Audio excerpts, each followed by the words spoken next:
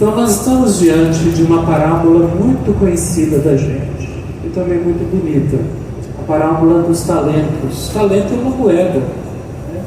Uma moeda de muito valor. Ela corresponde a uma pequena fortuna, essa moeda. E esse patrão que distribui as moedas, diz o Evangelho que ele vai fazer uma viagem para o exterior. E nessa viagem para o exterior, ele confia os seus bens. Isso é uma imagem para se referir àquele que, morrendo e ressuscitando, subiu ao céu, né?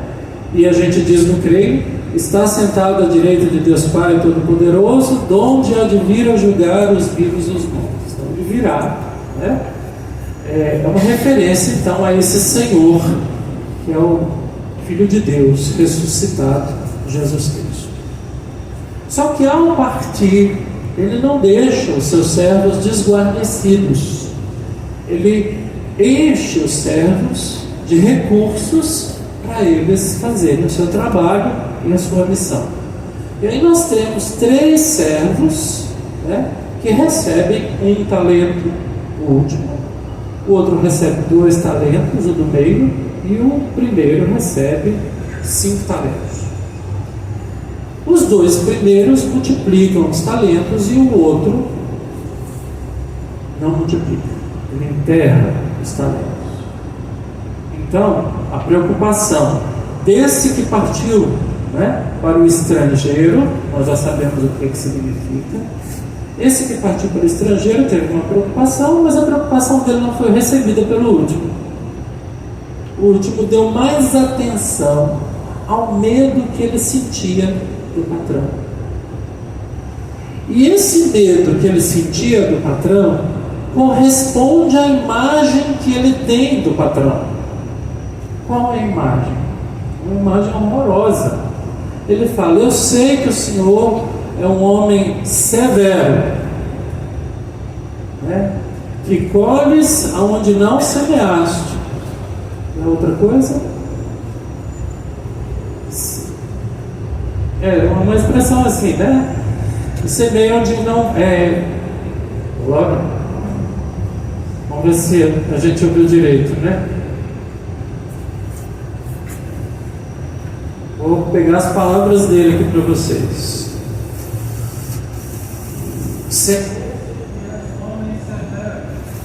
Pois colhes onde não ceifas onde não semeaste, por isso fiquei com medo e escondi o teu talento no chão, aqui tens o que te pertence.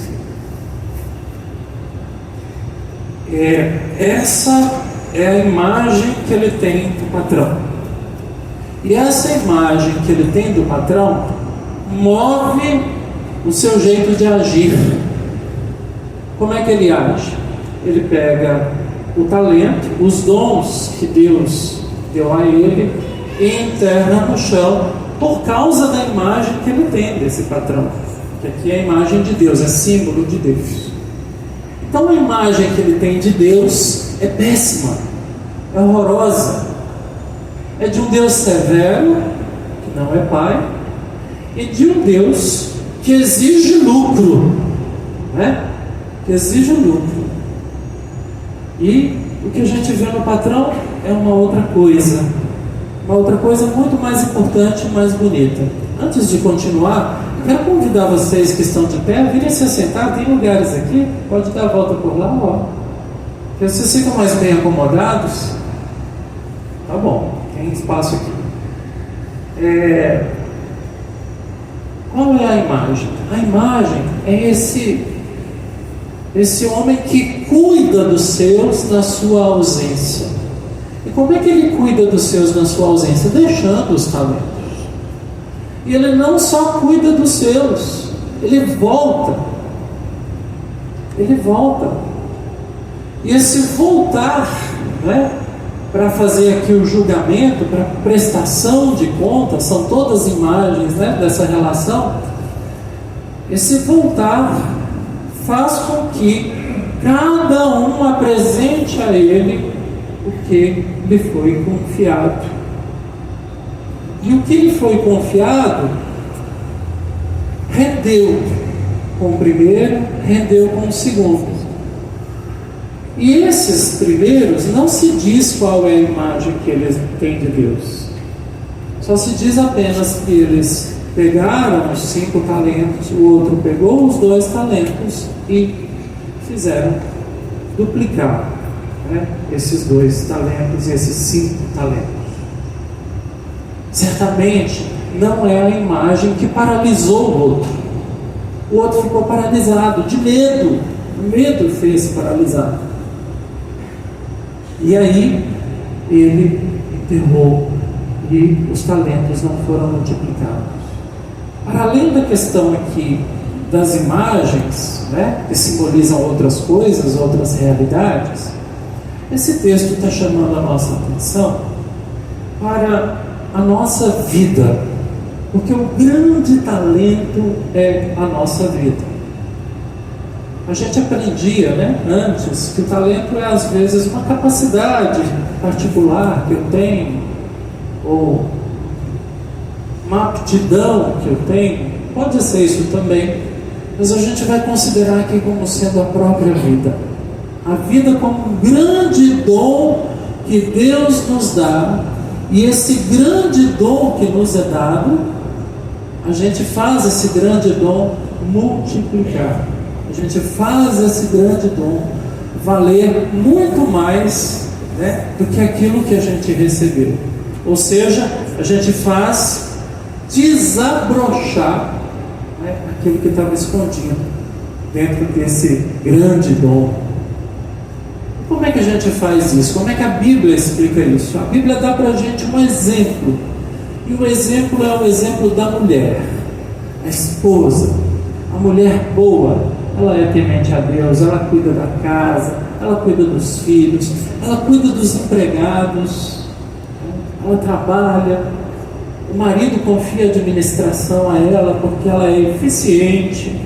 De novo, os símbolos, as imagens, para fazer a gente entender que ninguém fica paralisado diante de um dom, diante de uma dádiva tão bonita, de um presente tão bonito que Deus deu para a gente, que é a vida. A gente pode fazer muita coisa com a nossa vida. A nossa vida pode se tornar mais importante do que ela é, à medida em que a gente dispõe essa vida, né, para fazer frutificar. A palavra-chave de hoje é frutificar. E os frutos dessa mulher certamente é a família. Certamente é a família. São os frutos da família. O que ela constitui em torno dessa família. Então aqui cabe para nós já 2 perguntas importantes. Primeira, o que a gente faz com o dom da nossa vida que Deus nos confiou? O que você faz de si mesmo para frutificar? Lembrando que o fruto, né, que a gente colhe nas árvores, nas plantas, a árvore nunca faz um fruto para si mesma. Ela faz sempre o fruto para o outro. Essa é a beleza da imagem aqui, do símbolo, né? O fruto é sempre para o outro. A gente vai num pé de goiabeira, a árvore não vai comer aquela goiaba. Ela está dando para a gente o fruto. E quando a gente frutifica a nossa vida, é para quem esse fruto? O que a gente faz da nossa vida, né, enquanto capacidade de frutificar para o outro?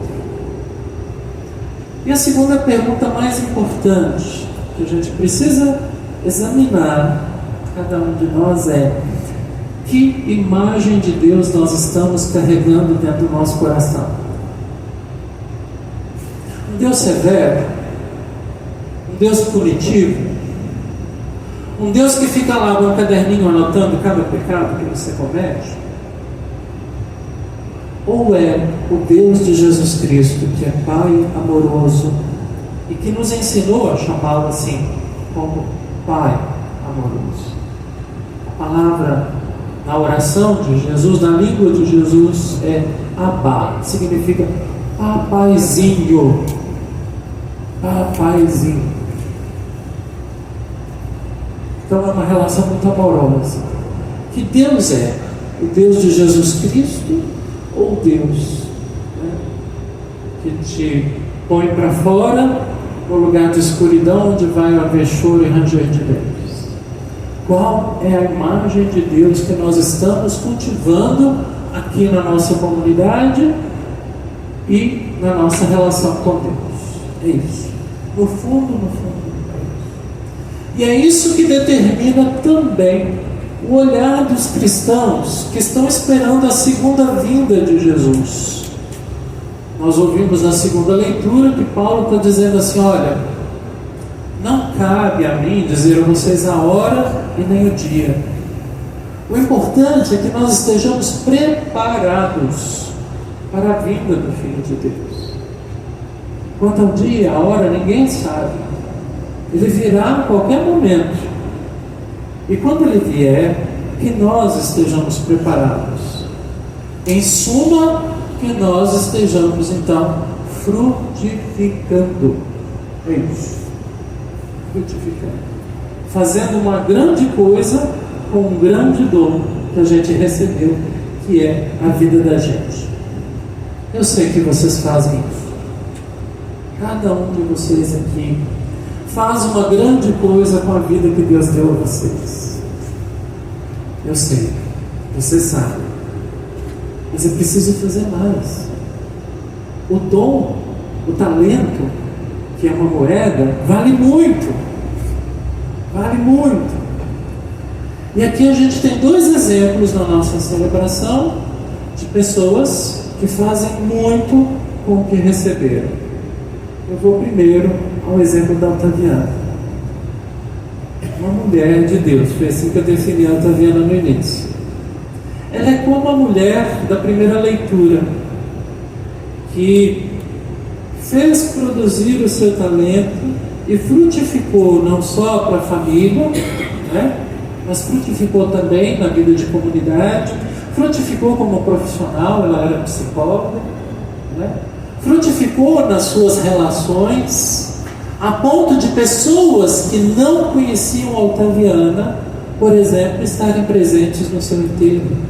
Ela é uma professora, e que na hora dos testemunhos disse: eu não conhecia a Otaviana, mas pelas pessoas que eu conhecia e que conheciam a Otaviana, eu acabei conhecendo de longe, sem conviver com ela, e estou aqui hoje para me despedir dela também. Olha que interessante. Aonde os frutos chegam? O que uma pessoa assim faz com a sua vida? Que bonito! Ela fez frutificar.